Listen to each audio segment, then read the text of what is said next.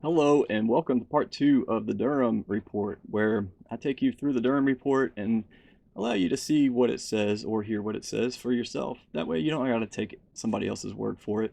And this episode will not disappoint, I promise. Today we're going to be talking about the Hillary Clinton campaign and the DNC and what kind of shenanigans they were up to during 2016. And we're going to also see how the FBI reacted to all that. So we can compare that to how they treated Donald Trump campaign. If you haven't seen the first iteration yet, I'll put a link right here if I can figure out how to do that. And it's all about the Crossfire Hurricane investigation, how that started, what was the predicate for it, and what happened during that investigation. This one, you have to stick around all the way to the end because the juiciest part is at the very end. Not that the rest of it isn't juicy, but it's the best parts at the end. So sit back, relax, and enjoy this. If you haven't yet, please go ahead and hit that like button and subscribe to this channel to help get this video out to more people and help us grow this family here.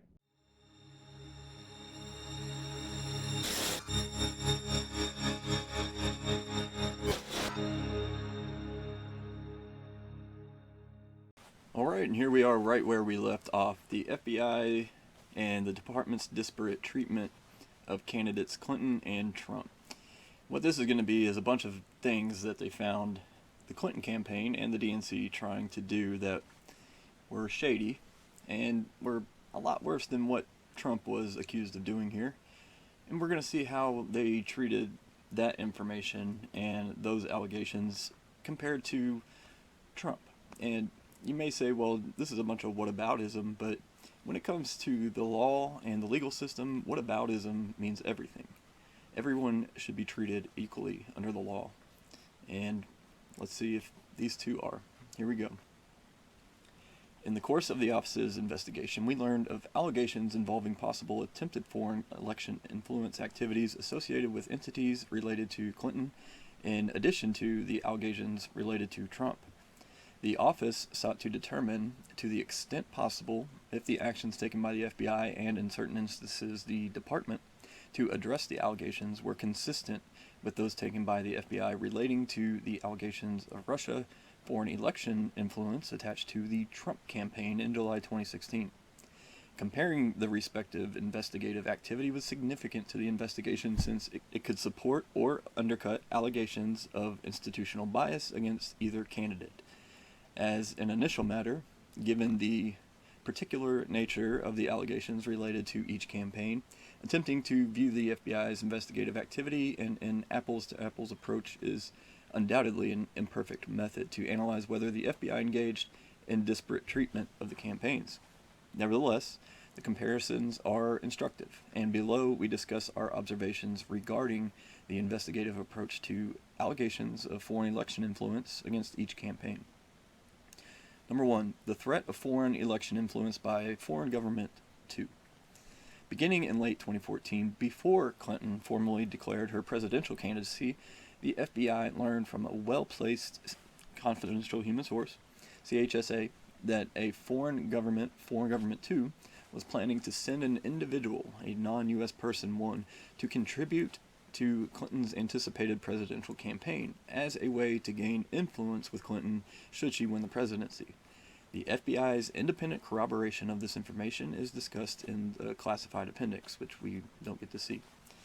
Upon receipt of this information and the predication it provided, Field Office 1 sought to have one of the two better positioned and higher resourced field offices open a counterintelligence or public corruption investigation into these allegations. But Counterintelligence Division Executive Management Director Field Office 1 to open a full counterintelligence investigation into the matter.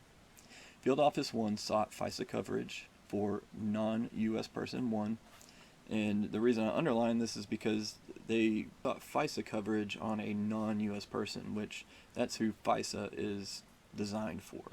It's not designed to be used against American citizens. Almost immediately, in order to obtain access to his or her email accounts and to conduct a search of him or her as soon as he or she arrived in the United States. Although Field Office 1 attempted to obtain expedited approval for the FISA authorization, the certified copy of the application was sent by OI to the FBI headquarters for final approval, where it remained, according to Field Office 1, SAC 1, in limbo for approximately 4 months. According to another agent, the application lingered because everyone was super more careful and scared with the big name Clinton involved. They were pretty tiptoey around HRC because there was a chance she would be the next president. Similarly, Field Office 1, SAC 1, told investigators that when she spoke with the Counterintelligence Division Assistant Director and Deputy Assistant Director, they alluded to the fact that they did not want a presidential candidate on tape, even though the Field Office 1, SAC 1, believed that was a very remote possibility. According to the records the office reviewed, it appears that the delay also may have been partially attributed to a decision to await the confirmation of the incoming Attorney General. The FISA was ultimately conditioned on the requirement that the FBI give defensive briefings to the various public officials and candidates of both political parties, including Clinton, targeted by foreign government too. On December 16, 2014, FBI OGC Section Chief Rick McNally summarized his conversation with Stuart Evans, the Deputy Assistant Attorney General responsible for OI, about the proposed activities. I spoke to Stu Evans. He suggested that we can go back to him rather than calling the AAG. But the question is not about PC, no legal issue. It was about what was the FBI's thinking about the case. Specifically, whether or not we think that the politician's staff and the politician are complicit with the target, meaning that the poll and the staff know that the target is working for a foreign government and has some bad intent. Alternatively, do we think that the poll and staff are unwitting? And if they are unwitting, are we considering some sort of defensive brief to the politician or staff to mitigate risk? Certain activity in the investigation was delayed for months due to, among other things, concerns that a politician, Clinton, was involved, and that the investigation might interfere with a presumed future presidential campaign. In line with the directive, the FBI ultimately provided defensive briefings to the officials for their representatives, though it took approximately 11 months from the receipt of the original allegations. Clinton elected to receive the defensive briefing through her personal attorney. The use of defensive briefings in 2015 contrasts with the FBI's failure to provide a defensive briefing to the Trump campaign approximately 1 year later when Australia shared the information from Papadopoulos. Significant to the question of whether a defensive briefing was appropriate here, as it was determined to be just months earlier when a defensive briefing was given to Clinton via her lawyers, is the fact that Australia had specifically noted it was unclear whether Papadopoulos or the Russians were referring to material acquired publicly or through other means. Further, the office's investigation revealed that the FBI engaged in what were likely very limited discussions as to whether any such briefing was appropriate. Deputy Director McCabe informed the OIG that he did not remember participating in any discussions about providing defensive briefing as an alternative to opening the full counterintelligence investigation. McCabe noted that at the time Crossfire Hurricane was opened, the FBI had to do some work to have a better understanding of what it had before taking a step as overt as providing a defensive briefing, because the briefing could eliminate or reduce your ability to get to the bottom of the threat. On the other hand, Assistant Director for Counterintelligence Priestap said that he discussed the issue of defensive briefings with others. He explained that the FBI provides defensive briefings when we obtain information indicating a foreign adversary is trying to or will try to influence a specific U.S. person, and when there is no indication that that U.S. person could be working with the adversary. We had no indication as to which person in the Trump campaign allegedly received the offer from the Russians. Because the possibility existed that someone on the Trump campaign could have taken the Russians up on their offer, I thought it was wise to open an investigation to look into the situation. So he didn't even know who or if anyone had actually received any information. He just thought, well, there's a possibility, let's go ahead and just go for it. How these observations can be reconciled with the defensive briefings previously provided to Clinton and others is unclear.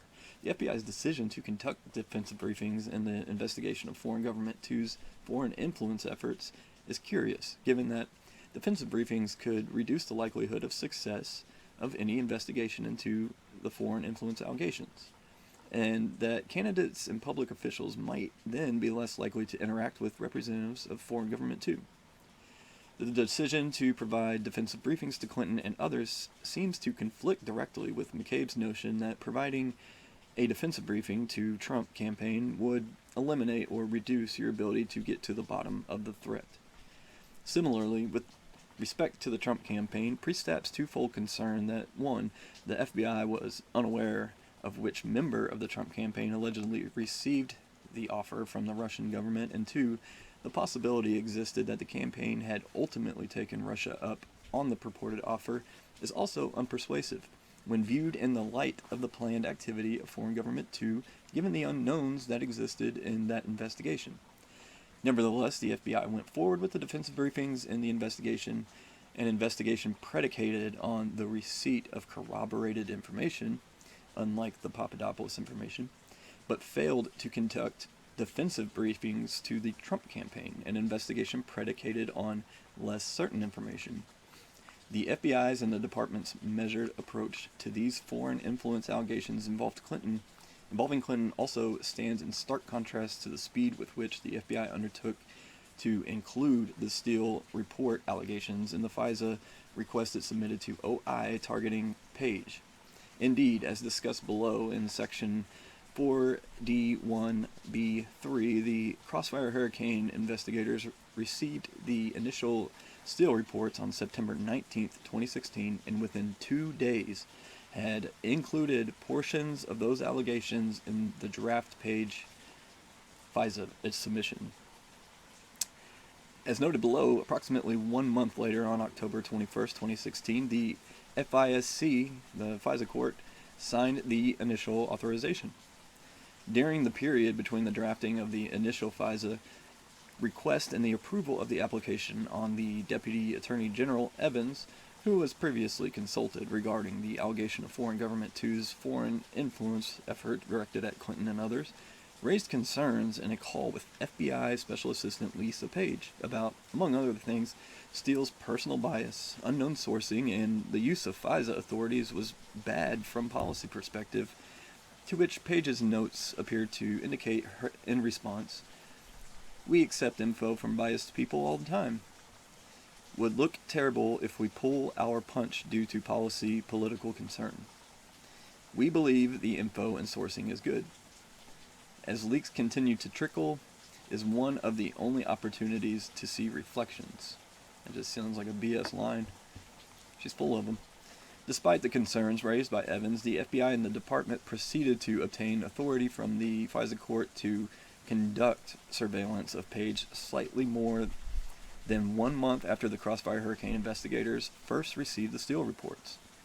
The speed with which surveillance of a U.S. person associated with Trump's campaign was authorized in the face of the unverified Steele reports and in the absence of a defensive briefing being provided to then-candidate Trump are difficult to explain compared to the FBI's and department's actions nearly 2 years earlier when confronted with corroborated allegations of attempted foreign influence involving Clinton, who at the time was still an undeclared candidate for presidency. And here we are now at number 2, the threat of foreign election influence by Foreign Government III. In addition to advising the FBI on foreign influence efforts by Foreign Government II, CHSA also provided information to the FBI about reported foreign election influence efforts targeting the Clinton campaign in November 2015 and possibly the Trump campaign in March 2016 by a different foreign country, Foreign Government III. A Foreign Government III insider, Insider 1, who was known to the FBI to have foreign intelligence and criminal connections, had solicited CHSA to set up a meeting with candidate Clinton because Insider 1 wanted to propose something that CHSA understood to be campaign contributions on behalf of Foreign Government 3 in exchange for the protection of Foreign Government 3's interests should Clinton become president. Although this information pertained to a foreign influence threat from a different country, the handling agent for CHSA continued to work this threat under the existing counterintelligence case for the threat CHSA reported regarding Foreign Government 2. The handling agent consulted the FBI, OGC, and the Counterintelligence Division at headquarters to seek to renew the otherwise illegal activity, OIA, authority the CHS had to make introductions to a prior fundraising event scheduled for December 2014 that involved a representative of Foreign Government 2. An otherwise illegal activity is what they give to an informant or a confidential human source that allows them to do something illegal because they're doing it for the FBI. According to CHSA, Insider 1, on behalf of Foreign Government 3, sought access through CHSA to a Clinton campaign fund. According to CHSA, Insider 1, on behalf of Foreign Government 3, sought access through CHSA to a Clinton campaign fundraising event in the fall of 2015. Although CHSA was initially advised by an individual associated with the fundraising efforts that Insider 1 could attend, that individual consulted with the campaign and disinvited Insider 1 to the event because of the perceived negative attention a foreign national might attract. According to CHSA, the fundraising contact suggested CHSA schedule a separate meeting for Insider 1. Field Office 1 renewed the OIA from late 2014 for the CHSA to attend the late November 2015 event and make introductions on behalf of Insider 1. But ultimately, CHSA did not attend the event. CHSA, however, did attend a fundraiser in January 2016 after providing same-day notice and receiving the approval of his FBI handling agent. CHSA reported in an email that Insider 1, quote, got cold feet and was not going to attend, but the source file report indicates Insider 1 was told by a representative Clinton not to attend. When Insider 1 decided not to attend, he or she asked CHSA to deliver a message of support. CHSA provided the draft message to the handling agent who received same-day approval from FBI OGC for the CHS to deliver the message at the event scheduled for later that day. However, without the knowledge or prior approval of the handling agent, CHSA had made a $2,700 campaign contribution, the maximum amount at that time for an individual contribution, prior to the event, which CHSA indicated he or she, quote, made on his or her credit card. If true, the campaign contribution on behalf of a foreign national would violate Title 52 U.S.C. Section 301(21), contributions and donations by foreign nationals. However, despite CHSA's claim that the contribution was made in his or her personal name, the Federal Election Commission records reviewed did not reveal any contribution in CHSA's name. Rather, Commission records corroborate a contribution paid by a credit card in the name of a close associate, who was a U.S. person of CHSA. CHSA also told the handling agent that, quote, they, the campaign, were okay with it. Yes, they were fully aware from the start, end quote, of the contribution being made on behalf of a foreign interest, and CHSA offered to provide a copy of the credit card charges. Despite this offer by CHSA to provide a copy of the credit card charges, we did not find any indication that the handling agent asked for or otherwise secured a copy. So there's one crime that the Clintons just got away with, simply. When interviewed by the office about the contribution, one of CHSA's FBI handlers could not explain why this apparent illegal contribution was not documented in FBI records. Although the handling agent at the time asked CHSA about the payment, there is no indication that the agent documented the contribution in CHS's source file. Moreover, despite the CHS telling the handling agent that the CHS was going to Insider One's house after the event to update him or her, there was no follow-up by the handling agent to document that in the source file. In fact, the handling agent subsequently told the CHS to stay away from all events relating to Clinton's campaign.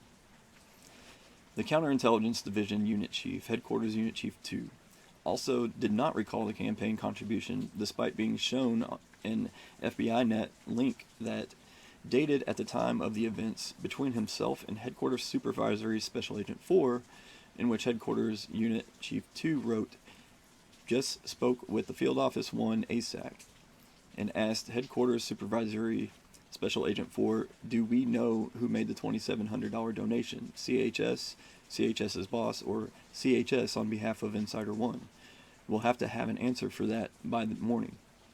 In 2021, the time of the office's interview of Headquarters Unit Chief 2, his SAC was the former ASAC of Field Office 1, with whom the link indicated Headquarters Unit Chief 2 had spoken about this matter at the time of the events in January 2016. Field Office 1 Supervisory Special Agent 1, who oversaw the investigation, also had no recollection about why this contribution was not documented in CHSA's source file, nor considered as reportable unauthorized illegal activity by CHSA. Also, Field Office 1 ASAC 1 had no recollection of the payment by CHSA and did not know why it was not documented in the source file. Although Field Office 1 had documented reporting from CHSA regarding the threat to the Clinton campaign and subsequently to the Trump campaign of foreign government three's foreign election influence efforts, Field Office 1 did not open a separate investigation into this threat. Nor did Field Office 1 consider this information as to whether it would be a good idea to let Insider 1 get close to HRC in an operation, or that Insider 1 might be a foreign influence threat to the presidential candidates worthy of continued scrutiny. Field Office 1 also did not document the unauthorized illegal activity by CHSA in connection with making a campaign contribution purportedly on behalf of Insider 1. Instead, the FBI effectively removed their sole source of insight into this threat when the handling agent responding to direction admonished CHSA, "Do not attend any more campaign events, set up meetings, or anything else related to the Clintons' campaign. We need to keep you completely away from that situation. I don't know all the details, but it's for your own protection." Well, it's because it's the Clintons, that's why. Moreover, despite removing their source of insight into the threat and DAD Archie's belief that the FBI protects the candidates by doing defensive briefings, the FBI did not provide the Clinton campaign or the Trump campaign a defensive briefing regarding Foreign Government Three's foreign election influence efforts. Contrasted with the FBI's rapid opening of Crossfire Hurricane, the FBI appears to have made no effort to investigate the possible illegal campaign contribution, which allegedly was a precursor to the contribution of a significant sum of money by Insider One on behalf of Foreign Government 3, or the Clinton campaign's purported acceptance of a campaign contribution that was made by the FBI's own long-term CHS on behalf of Insider One and ultimately Foreign Government 3. Allegations involving the Clinton Foundation. Beginning in January 2016, 3 different FBI field offices, the New York Field Office, the Washington Field Office, and the Little Rock Field Office, opened investigations into possible criminal activity involving the Clinton Foundation. The LRFO case opening communication referred to an intelligence product and corroborating financial reporting that a particular commercial industry likely engaged a federal public official in a flow of benefits scheme, namely large monetary contributions, were made to a nonprofit under both direct and indirect control of the federal public official in exchange for favorable government action and or influence. The WFO investigation was opened as a preliminary investigation because the case agent wanted to determine if he could develop additional information to corroborate the allegations in a recently published book, Clinton Cash, by Peter Schweizer, before seeking to convert the matter to a full investigation. Additionally, the foreign governments that had made or offered to make contributions to the foundation in exchange for favorable or preferential treatment from Clinton. Additionally, the LRFO and New York field office investigations included predication based on source reporting that identified foreign governments that had made or offered to make contributions to the foundation in exchange for favorable or preferential treatment from Clinton. With 3 different FBI field offices having open investigations related to the Clinton Foundation, there was a perceived need to conduct coordinated meetings between the field offices, FBI headquarters, and appropriate United States Attorney's Office, and components from the department.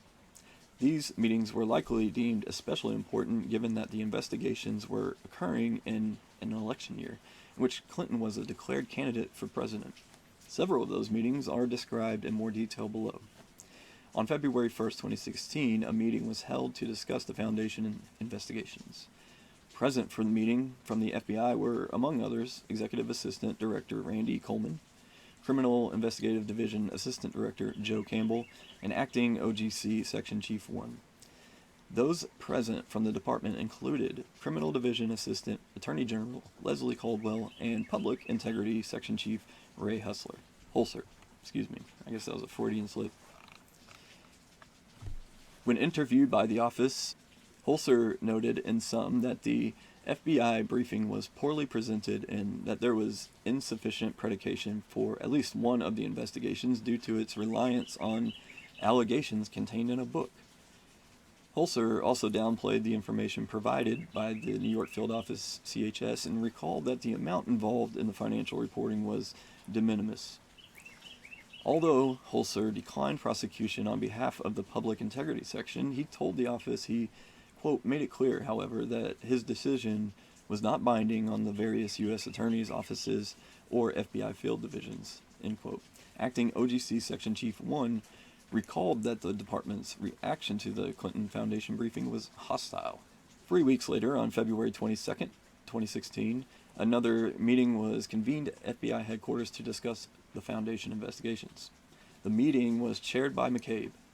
Present for the meeting from the FBI were, among others, Coleman, Campbell, and representatives from the affected field offices, including then WFO Assistant Director in Charge, ADIC, Paul Abbott.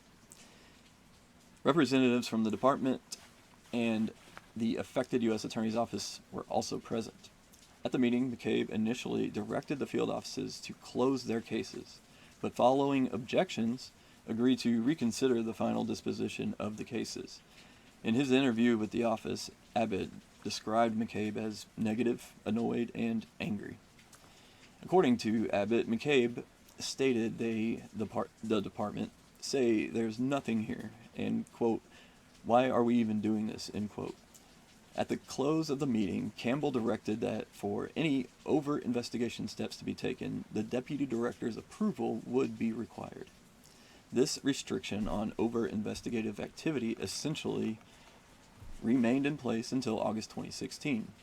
Abbott recalled the FBI personnel from the field offices left the meeting frustrated with the limitations placed on them by the deputy director. According to New York Field Office Assistant Director in Charge, Diego Rodriguez, Coleman called him on behalf of Director Comey around May and directed the New York Field Office to cease and desist from the Foundation investigation due to some undisclosed counterintelligence concern. Coleman informed Rodriguez that Comey wanted to consult with Associate Director Attorney General David Margolis regarding the referenced counterintelligence matter. The office was not able to determine what the counterintelligence issue raised by Comey was. On August 1st, 2016, a video conference meeting, VTC, was held wherein the WFO and LRFO cases were directed to be closed and consolidated into the New York Field Office investigation. During this VTC, the New York Field Office was given authorization to seek subpoenas from the U.S. Attorney's offices in the Southern and Eastern Districts of New York. However, both SDNY and EDNY declined to issue subpoenas to the NYFO, despite previously expressing support for the investigation. Once again, the investigative actions taken by the FBI headquarters in the Foundation matters contrast with those taken in Crossfire Hurricane. As an individual matter, the New York Field Office and WFO investigations appear to have been opened as preliminary investigations due to the political sensitivity and their reliance on unvetted hearsay information, the Clinton cash book, the CHS reporting. By contrast, the Crossfire Hurricane investigation was immediately opened as a full investigation, despite the fact that it was similarly predicated on unvetted hearsay information. Furthermore, while the department appears to have legitimate concerns about the Foundation investigation occurring so close to a presidential election, it does not appear that similar concerns were expressed by the department or FBI regarding the Crossfire Hurricane investigation. Indeed, in short order after opening the Crossfire Hurricane file and its 4 subfiles, the FBI was having one of its longtime CHSs meet not with just one Trump campaign associate, but meet and record conversations with 3 such insiders. And a little more than a month after opening the Crossfire Hurricane file on Page, a senior U.S. law enforcement official was publicly reported as confirming for Michael Isikoff and Yahoo News that the FBI had Page on its radar screen.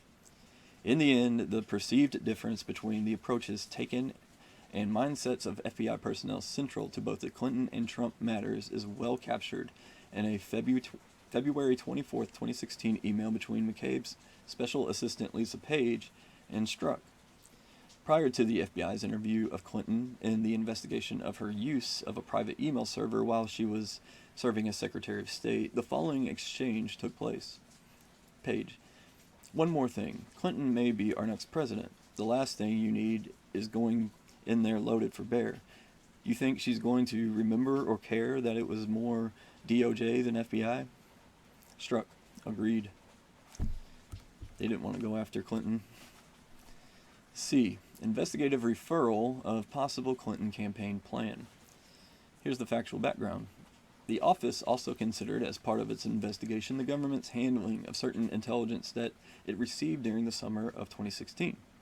That intelligence concerned the purported, quote, approval of Hillary Clinton on July 26, 2016, of a proposal from one of her foreign policy advisors to vilify Donald Trump by stirring up a scandal claiming interference by the Russian security services.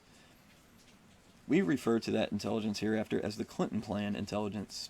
DNI Radcliffe declassified the following information about the Clinton Plan intelligence in September 2020 and conveyed it to the Senate Judiciary Committee.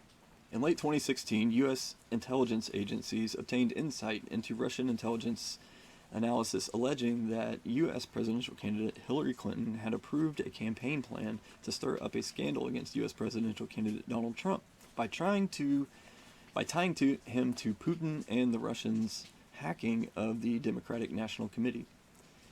The IC does not know the accuracy of this allegation or the extent to which the Russian intelligence analysis may reflect exaggeration or fabrication. According to his handwritten notes, CIA Director Brennan subsequently briefed President Obama and other senior national security officials on the intelligence, including the alleged approval by Hillary Clinton on July 26, 2016, of a proposal from one of her foreign policy advisors to vilify Donald Trump by stirring up a scandal claiming interference by Russian security services. Now, isn't that interesting? So, Obama, Biden, and the rest of them were all aware of exactly what Hillary Clinton was doing. On 7 September 2016, U.S. intelligence officials forwarded an investigative referral to FBI Director James Comey and Deputy Assistant Director of Counterintelligence Peter Strzok regarding U.S. presidential candidate Hillary Clinton's approval of a plan concerning U.S. presidential candidate Donald Trump and Russian hackers hampering U.S. elections as a means of distracting the public from her use of a private email server. The Clinton Plan intelligence was relevant to the office's investigation for 2 reasons. First, the Clinton Plan intelligence itself and on its face arguably suggested that private actors affiliated with the Clinton campaign were seeking in 2016 to promote a false or exaggerated narrative to the public and to U.S. government agencies about Trump's possible ties to Russia. Given the significant quantity of materials the FBI and other government agencies did in fact receive during the 2016 presidential election season and afterwards that originated with and or were funded by the Clinton campaign or affiliated persons, i.e. the Steele dossier reports, the Alpha Bank allegations, the Yodaphone allegations, the Clinton plan intelligence prompted the office to consider first whether there was in fact a plan by the Clinton campaign to tie Trump to Russia in order to stir up a scandal in advance of the 2016 presidential election, and second, if such a plan existed, whether an aspect or component of that plan was to intentionally provide knowingly false and or misleading information to the FBI or other agencies in furtherance of such a plan. Second, the Clinton plan intelligence was also highly relevant to the office's review and investigation because it was part of a mosaic of information that became known to certain U.S. officials at or before the time they made critical decisions in the Crossfire Hurricane case and in related law enforcement and intelligence efforts. Because these officials relied on, at least in part, on materials provided or funded by the Clinton campaign and or the DNC when seeking FISA warrants against a U.S. citizen, i.e. the Steele dossier reports, and taking other investigative steps, the Clinton plan intelligence had potential bearing on the reliability and credibility of those materials.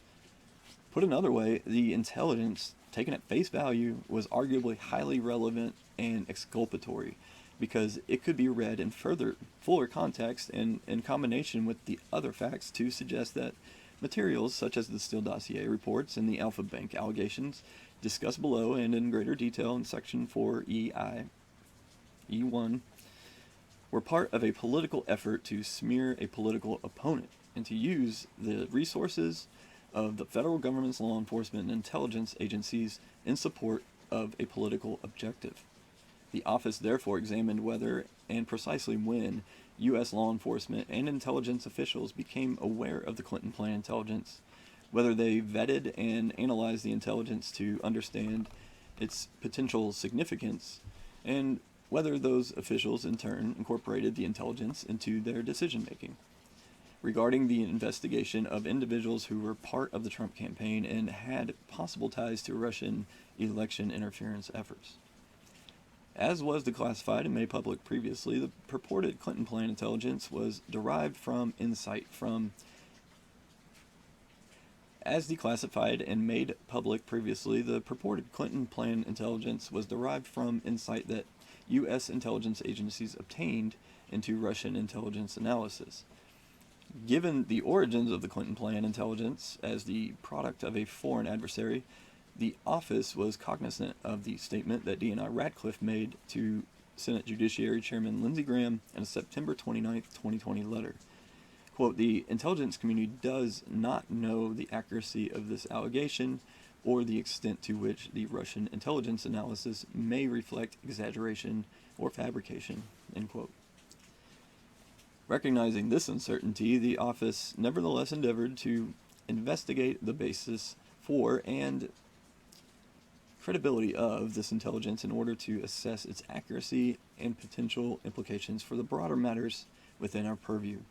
Given the significance of the Clinton plan intelligence and the need to protect sources and methods in the intelligence community, we report the results of our investigation in bifurcated fashion. More specifically, first, this section describes in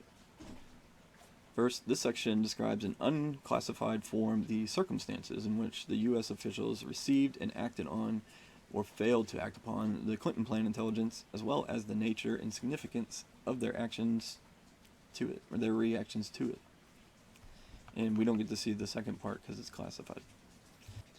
And here are the relevant facts. Before addressing the U.S. government's receipt and handling of the Clinton plan intelligence, we reiterate below the description of that intelligence as declassified by the DNI in his September 29, 2020 letter to Chairman Graham. Ratcliffe's letter stated, in part, as follows. In late July 2016, as intelligence agencies obtained insight into Russian intelligence analysis alleging that U.S. presidential candidate Hillary Clinton had approved a campaign plan to stir up a scandal against U.S. presidential candidate Donald Trump by tying him to Putin and the Russians' hacking of the Democratic National Committee. As described herein and in the classified appendix, U.S. officials described the Clinton plan intelligence in various other ways in their official notes and documents, as described more fully in the classified appendix, which us plebs are not privy to. There were specific indications and additional facts that heightened the potential relevance of this intelligence to the office's inquiry. First, we have the receipt of the Clinton plan intelligence. The intelligence community received the Clinton plan intelligence in late July 2016. The official who initially received the information immediately recognized its importance, including its relevance to the U.S. presidential election, and acted quickly to make the CIA leadership aware of it. Materials attained from former Director Brennan's office holdings reflect that he personally received a copy of the intelligence.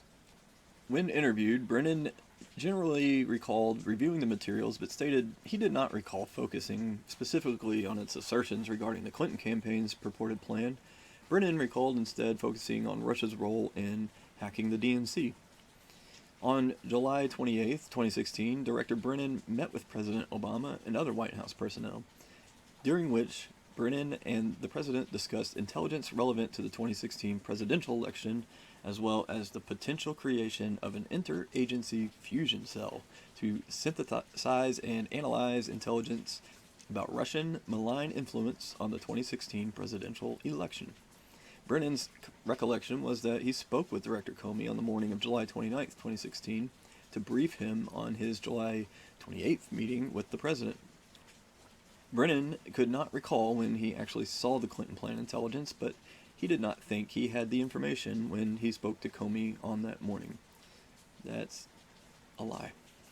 Immediately after communicating with the President, Comey, and DNI Clapper to discuss relevant intelligence, Director Brennan and other agency officials took steps to ensure that dissemination of intelligence related to Russia's election interference efforts, including the Clinton plan intelligence, would be limited to protect sensitive information and prevent leaks.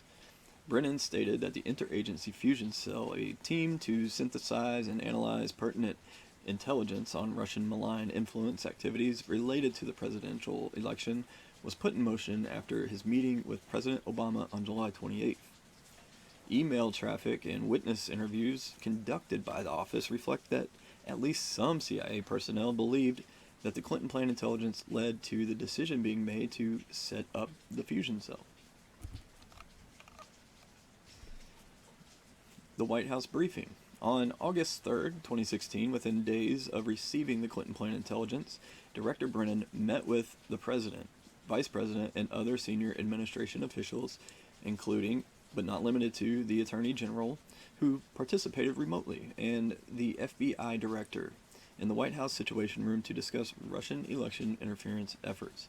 According to Brennan's handwritten notes and his recollection from the meeting, he briefed on relevant intelligence known to date on Russian election interference, including the Clinton plan intelligence. Specifically, Director Brennan's declassified handwritten notes reflect that he briefed the meeting's participants regarding, quote, the alleged approval by Hillary Clinton on 26 July of a proposal from one of her campaign advisors to vilify Donald Trump by stirring up a scandal claiming interference by the Russian security services. FBI awareness. The FBI was unable to determine precisely when the FBI first obtained any of the details of the Clinton plan intelligence, other than Director Comey, who attended the August 3, 2016 briefing. It appears, however, that this occurred no later than August 22, 2016. On that date, the FBI Cyber Analyst, Headquarters Analyst 2, emailed a number of FBI employees, including Supervisory Intelligence Analyst Brian Otten and Section Chief Moffa, the most senior intelligence analysts on the Crossfire Hurricane team, to provide an update on Russian intelligence materials. The email included a summary of the contents of the Clinton plan intelligence. The office did not identify any replies or follow-up actions taken by the FBI personnel as a result of this email. When interviewed by the office, Otten recalled that on September 2nd, 2016, approximately 10 days after Headquarters Analyst 2's email, the official responsible for overseeing the fusion cell briefed Otten, Moffa, and other FBI personnel at FBI headquarters regarding the Clinton plan intelligence. Otten did not recall any FBI operational personnel, i.e. Crossfire Hurricane agents, being present at the meeting. The official verbally briefed the individuals regarding information that the CIA planned to send to the FBI a written investigative referral, including the Clinton plan intelligence information. Otten recalled thinking at the meeting that he wanted to see the formal referral memo containing the Clinton plan intelligence. Separate and apart from this meeting, FBI records reflect that no later than that same date, September 2nd, 2016, then FBI Assistant Director for Counterintelligence Bill Priestap was also aware of the specifics of the Clinton plan intelligence, as evidenced by his handwritten notes from an early morning meeting with Moffa DAD Dina Corsi and Acting AD for Cyber Eric Spoor. The office was unable to determine the exact contours of Priestap's knowledge, however, in part because he declined to be interviewed by the office on the subject. How convenient. 5 days later, on September 7, 2016, the CIA completed its referral memo in response to an FBI request for relevant information reviewed by the fusion cell. The CIA addressed the referral memo to the FBI director and to the attention of Deputy Assistant Director Peter Strzok. The referral memo, which mentioned the Clinton plan intelligence, stated in part, per FBI verbal request, CIA provides the following examples of information the Crossfire Hurricane fusion cell has gleaned to date. Source revealing information redacted. In exchange, discussing U.S. presidential candidate Hillary Clinton's approval of a plan concerning U.S. presidential candidate Donald Trump and Russian hackers hampering U.S. elections as a means of distracting the public from her use of a private email server. According to open sources, Gussifer 2.0 is an individual or group of hackers whom U.S. officials believe is tied to Russian intelligence services. Also, per open sources, Gussifer 2.0 claimed credit for hacking the Democratic National Committee last year. None of the FBI personnel who agreed to be interviewed could specifically recall receiving this referral memo, nor did anyone recall the FBI doing anything in response to the referral memo. Otten stated that it was possible he hand-delivered this referral memo to the FBI as he had done with numerous other referral memos, and noted that he typically shared referral memos with the rest of the Crossfire Hurricane investigative team, although he did not recall if he did so in this instance. In late September 2016, high-ranking U.S. national security officials, including Comey and Clapper, received an intelligence product on Russian interference in the 2016 presidential election that included the Clinton plan intelligence. The office did not identify any further actions that the CIA or FBI took in response to this intelligence product as it related to the Clinton plan intelligence. Awareness by the Crossfire Hurricane investigators. The FBI located no evidence that in conducting the Crossfire Hurricane investigation, the FBI considered whether and how the Clinton plan intelligence might impact the investigation. No FBI personnel who were interviewed by the office recalled Crossfire Hurricane personnel taking any action to vet the Clinton plan intelligence. For example, Brian Otten stated that he could not recall anything that the FBI did to analyze or otherwise consider the Clinton plan intelligence, stating that it was just one data point. This stands in sharp contrast to its substantial reliance on the uncorroborated Steele reports, which at least some FBI personnel appeared to know was likely being funded or promoted by the Clinton campaign. For example, during a meeting in London on July 5, 2016, Steele provided his report to Handling Agent 1. Handling Agent 1's notes from this meeting reflect that HC was aware of Steele's Brit firm seeking info. While Handling Agent 1 did not have an independent recollection of Steele explicitly stating that HC referred to Hillary Clinton, he could think of no other individual in that context to whom HC could possibly refer. On September 23, 2016, Strzok sent a link message to Brian Otten regarding the Michael Isaacoff article that stated, "Looking at the Yahoo article, I can definitely say at a minimum Steele's reports should be viewed as intended to influence as well as to inform." On October 11, 2016, Strzok sent a link message to OGC attorney Kevin Kleinsmith, noting that Steele's unnamed client was presumed to be connected to the Clinton campaign in some way.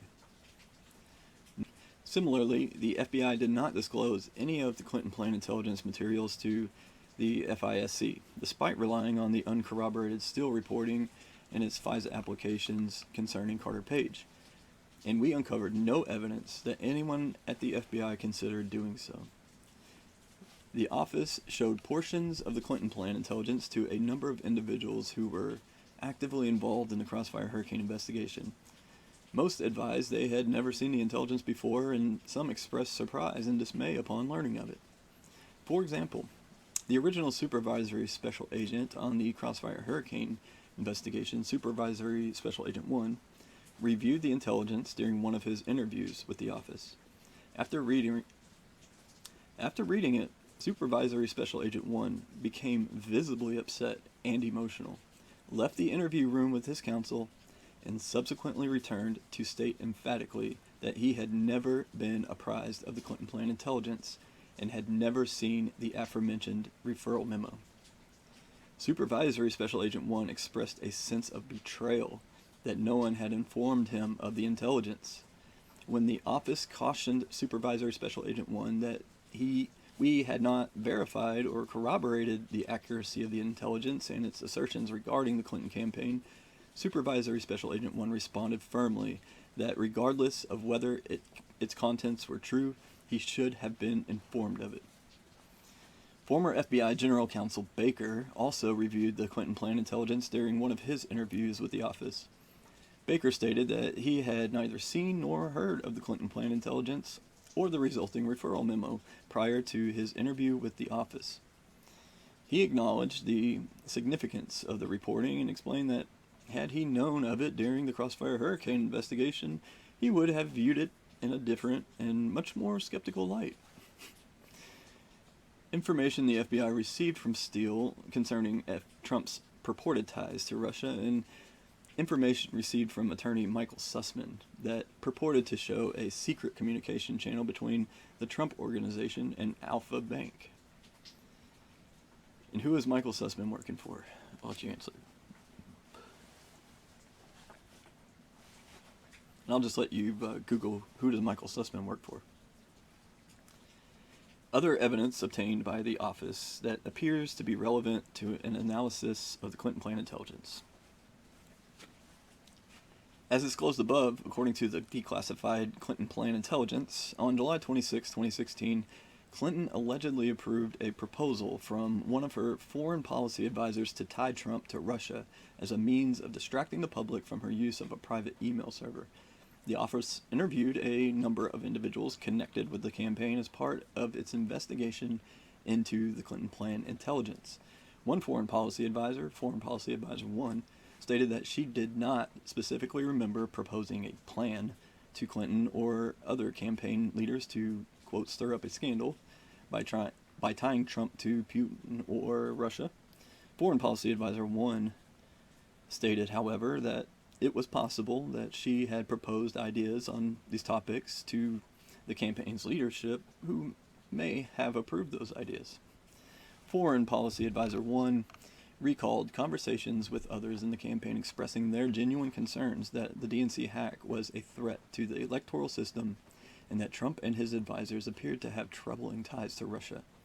Foreign Policy Advisor 1 said it was also possible someone proposed an idea of seeking to distract attention from the investigation into Clinton's use of a private email server, but she did not specifically remember any such idea. Foreign Policy Advisor 1 advised that she did not recall the FBI coming up in any campaign conversation she had. Right. Records obtained from the Foreign Policy Advisor 1 reflect that on July 27, 2016, the day following candidate Clinton's purported authorization of the plan, Foreign Policy Advisor 1 circulated a draft public statement to certain of her colleagues. In the email circulating the draft statement, Foreign Policy Advisor 1 urged her colleagues to sign the draft statement, which criticized Trump for his comments about the NATO alliance and asserted that Trump's public statements concerning NATO were too friendly towards Russia.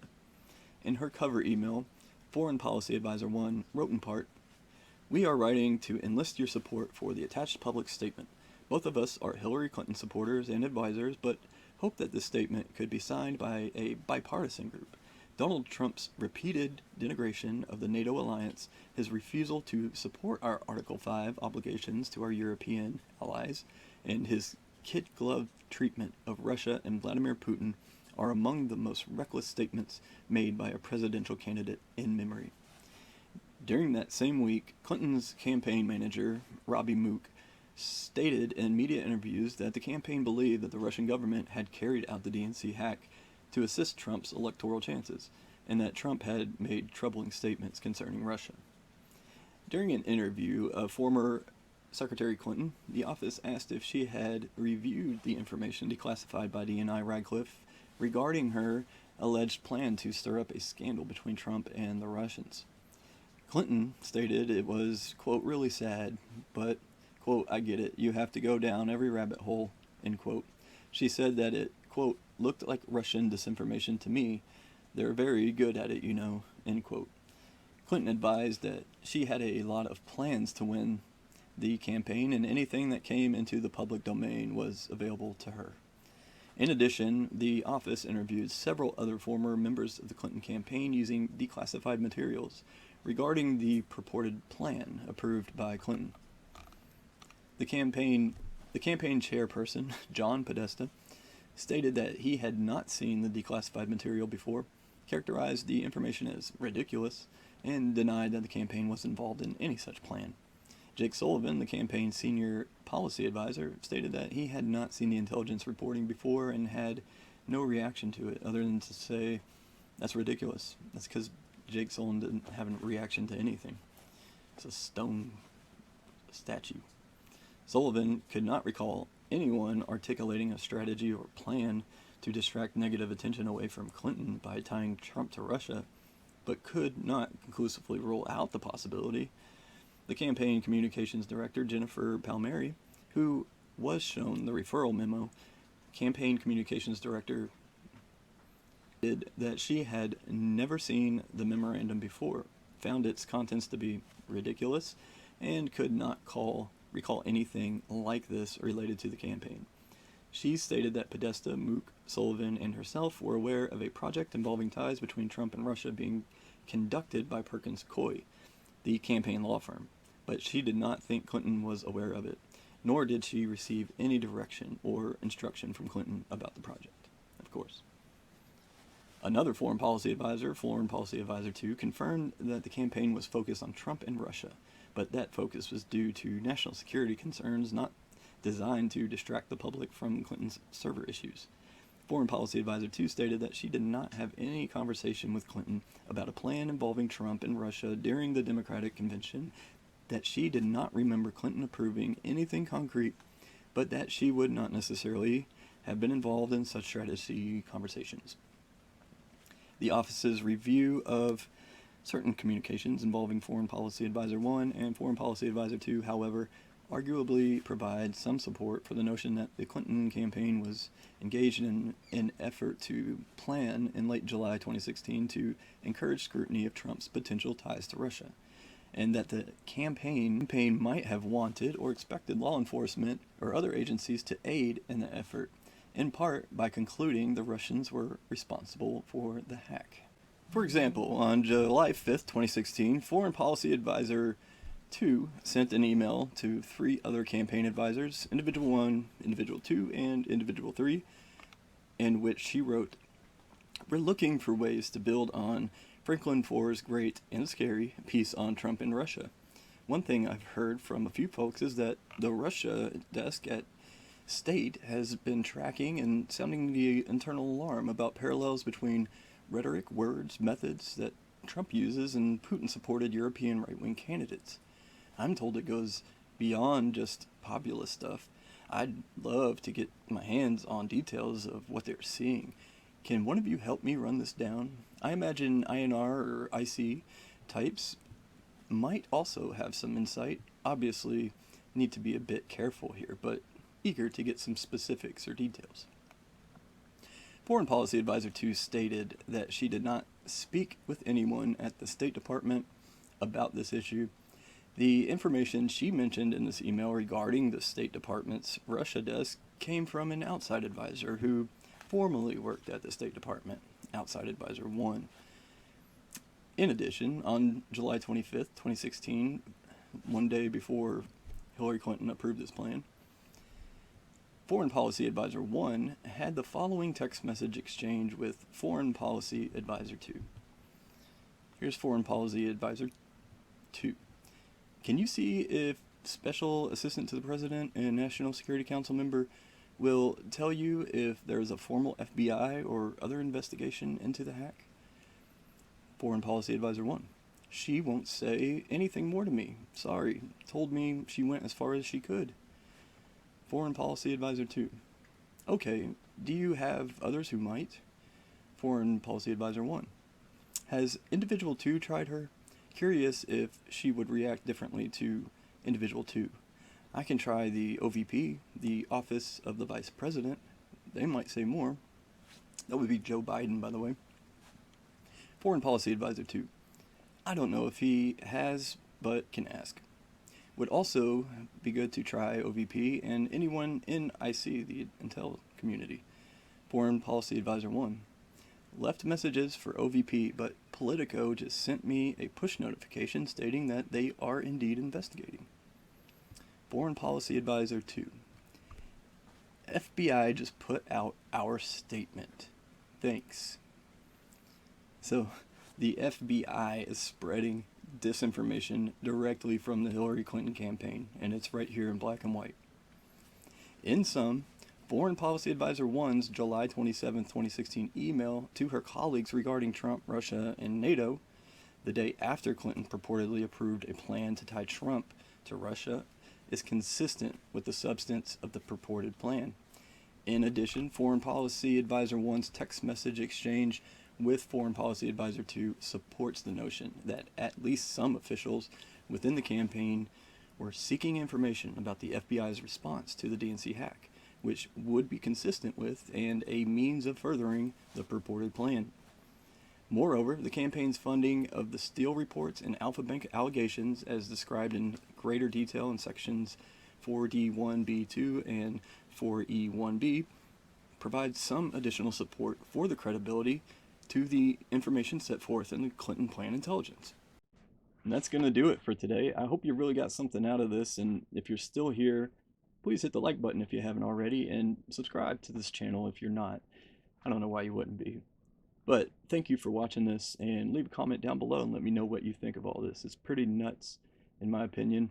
I don't understand how charges did not come out of this investigation. So subscribe so you can get notified whenever that comes out. And until next time, peace be with you.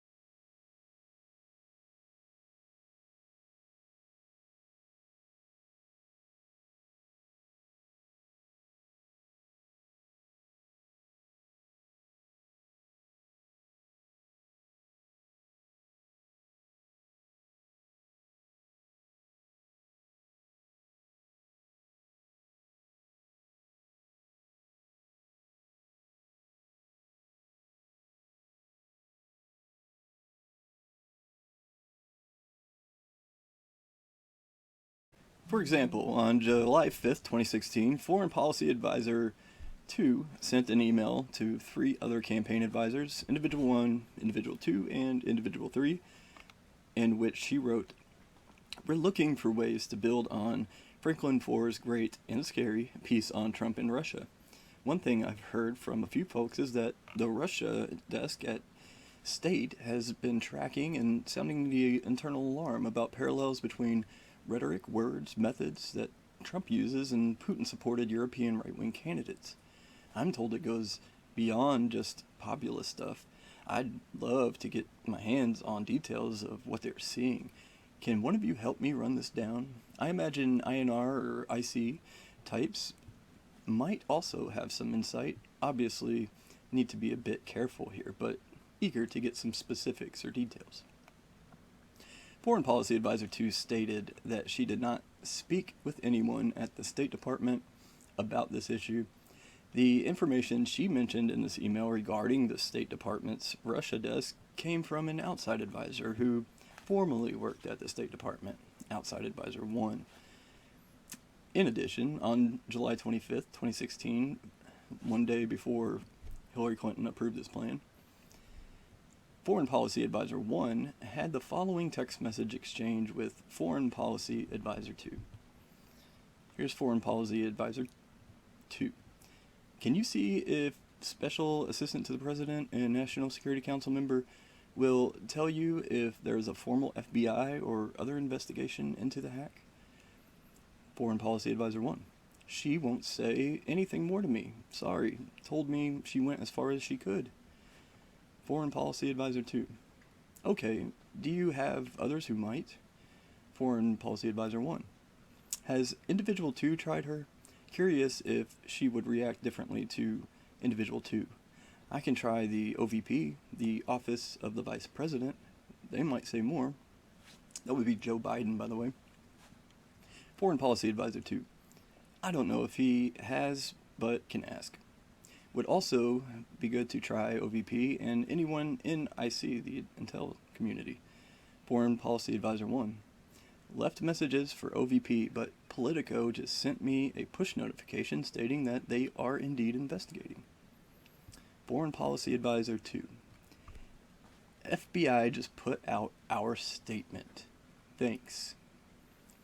So, the FBI is spreading disinformation directly from the Hillary Clinton campaign, and it's right here in black and white.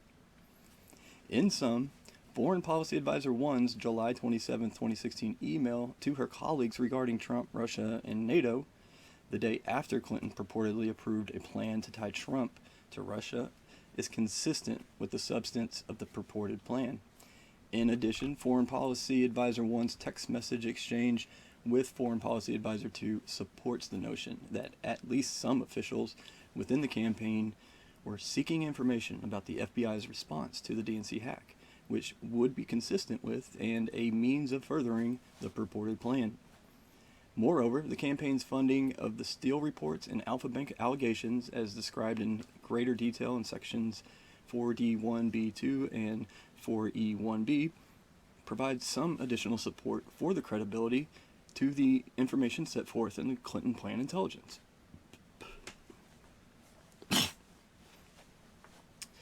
And that, ladies and gentlemen, is where we're going to stop today because, I don't think you can really... And that, ladies and gentlemen, is a good stopping point for us. I find it unbelievable that the FBI and the intel agencies and the media, which we'll find out in our next video, spread this stuff like wildfire just for Hillary Clinton's campaign.